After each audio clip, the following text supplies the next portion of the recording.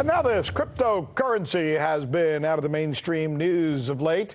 But guess what? Today there is news that Bitcoin, which is the digital standard, really, of cryptocurrency, suddenly is up, right? In fact, way up, promising to hit new heights by the end of the year. In fact, there are some reports suggesting it may hit $100,000. Say what? Well, enough said, right? Let's bring in Ben Swann. He's an expert on crypto to talk about this. And wouldn't it be grand? Yeah, what's going? What is going on, my friend? Take us through this. Yeah, we've been following this pretty closely since Bitcoin really started this rally at about $3,000 to $3,500 earlier this year, and it began this kind of slow, steady climb. It's really started getting attention, though, as you mentioned, in just the past week, simply because it broke through that psychological barrier of $10,000. And then in the last couple of days, we've gone 11,000, 12,900 as of yesterday. Today, we're sitting around 12,005, but it's a pretty significant jump. And what's really interesting is if you go back to 2017, December of 2017 was the last time we saw these kinds of heights for Bitcoin. It only took less than 20 days, Rick, to go from $10,000 to $20,000 for Bitcoin. So a lot of people waiting to see how fast it's going to climb, where it's going to go. And the question is, does it come back down again? Does it crash again? Or is there more sustainability now than there was in 2017? I would argue yes, because so many businesses and companies, institutional investors have gotten into Bitcoin. You know, there's something else that's happened. And listen, this is your turf, buddy, not mine. I don't know much about this, and I know that you do. But the only thing I do know is that even my wife recently was telling me that she had read on Facebook that people were now doing Bitcoin. Has the Facebook fad, for lack of a better term, punched this doggy up?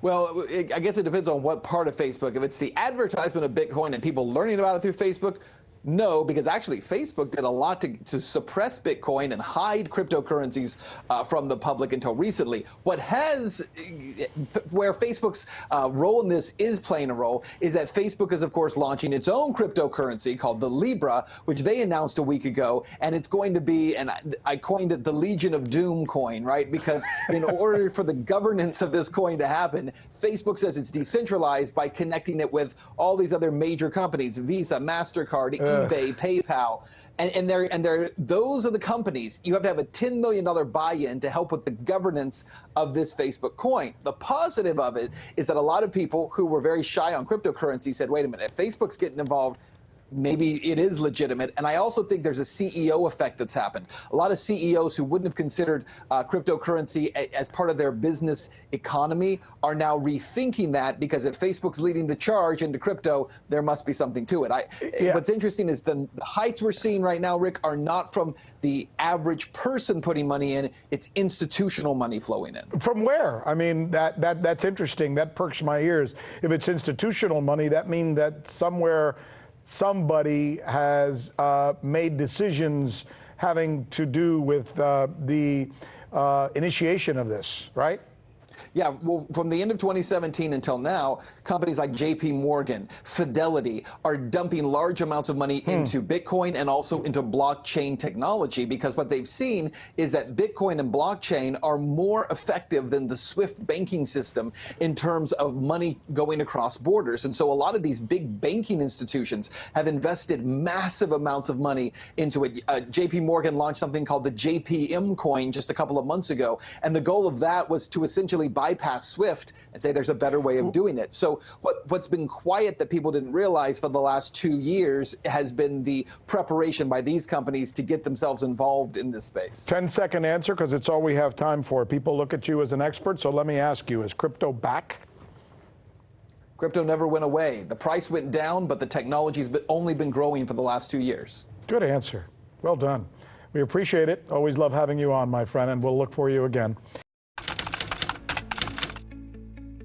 So you haven't heard that we're the ones covering the stories that you won't see covered anywhere else? In Venezuela, Kazakhstan, let's go to Hong Kong. And the media reaction to that has been crickets. How about the way we cover those stories? What the hell does that mean? Wowee, wowee, wowee. That's the key word in this case, uprising. Can you believe that? watching. This is the right thing for members of the media to do, to actually pick sides. Look, if you like what you see, subscribe.